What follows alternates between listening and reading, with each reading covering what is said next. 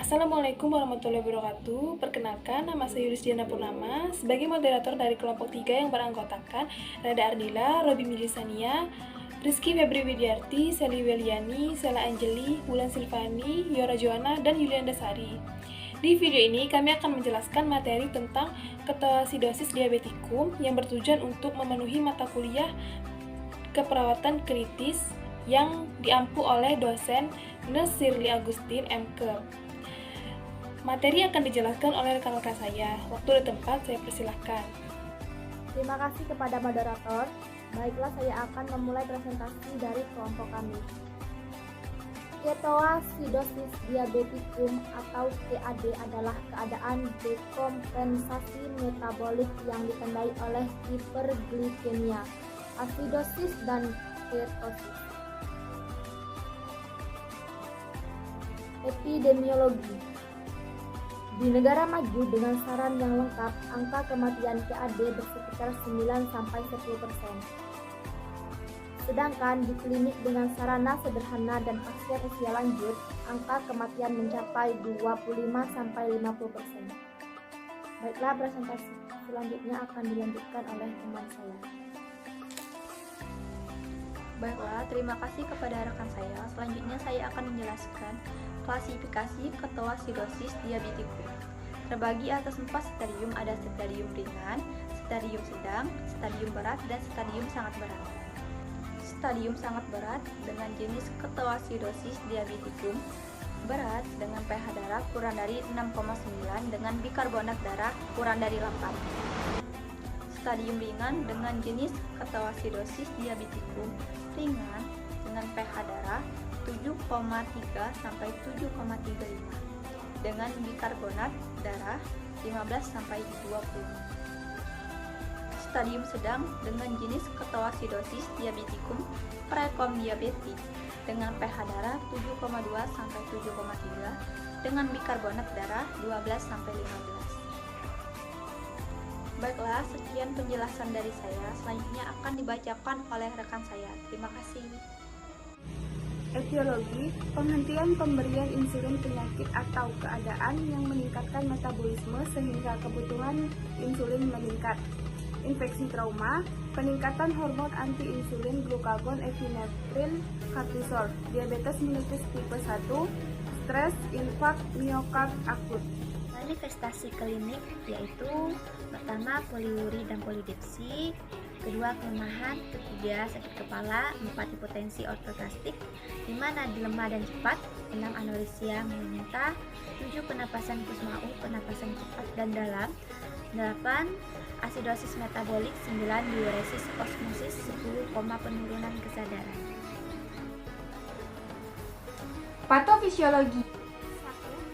Insulin menurun, glukosasa menurun, 2. Hiperglikemia, 4.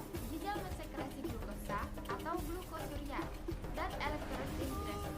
Akibat efisiensi insulin, lipolisis meningkat menjadi asam lemak bebas dan gliserol, dan diubah menjadi benda keton oleh hati.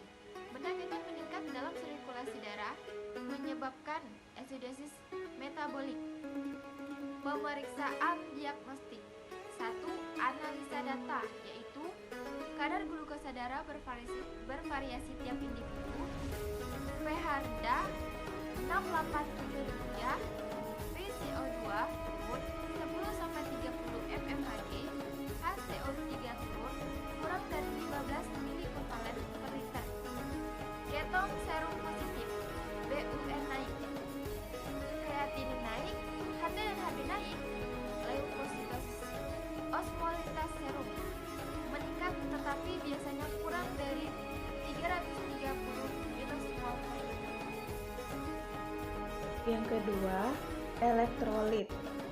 Di dalam elektrolit, kalium dan natrium dapat rendah atau tinggi sesuai dengan jumlah cairan yang hilang atau dehidrasi. Kemudian, fosfor lebih sering menurun. Yang ketiga, urinalisa. Di dalam urinalisa, leukosit dalam urin, glukosa dalam urin diperiksa. Kemudian pemeriksaan yang keempat ada EKG gelombang T naik.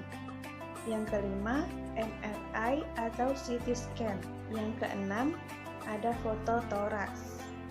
Adapun komplikasinya, yang pertama, ARDS, Adult Respiratory Distress Syndrome. Patogenesis terjadinya hal ini belum jelas. Kemungkinan akibat rehidrasi yang berlebihan, gagal jantung sebelah kiri, perubahan permeabilitas kapiler paru. Kemudian yang kedua ada DICE, Disseminated Intravascular Coagulation. Yang ketiga ada edema otak. Adanya kesadaran menurun disertai dengan kejang yang terjadi terus-menerus akan beresiko terjadinya edema otak. Assalamualaikum warahmatullahi wabarakatuh. Perkenalkan, nama saya Yuliana Dasari. Saya di sini akan melanjutkan presentasi dari teman saya. 4. Gagal ginjal akut dehidrasi berat dengan shock dapat mengakibatkan gagal ginjal akut. 5. Hipoglikemia dan hiperkalemia terjadi akibat pemberian insulin dan cairan yang berlebihan dan tanpa pengontrolan. Baiklah, terima kasih buat rekan saya sebelumnya. Di sini saya juga akan melanjutkan menjelaskan tentang diagnosa keperawatan. Yang pertama, ketidakefektifan pola napas berhubungan dengan penurunan kemampuan bernapas. Yang kedua, defisit volume cairan berhubungan dengan pengeluaran cairan berlebihan dalam kurung diuresis osmotik akibat hiperglikemia. Yang ketiga,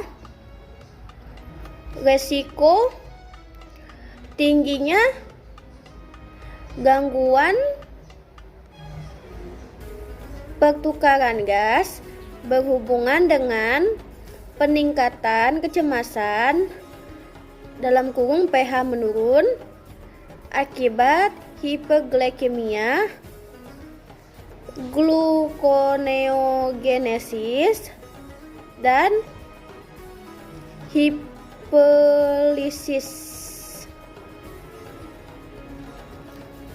Baiklah, sekian penjelasan dari saya. Selanjutnya akan dibacakan oleh teman saya selanjutnya.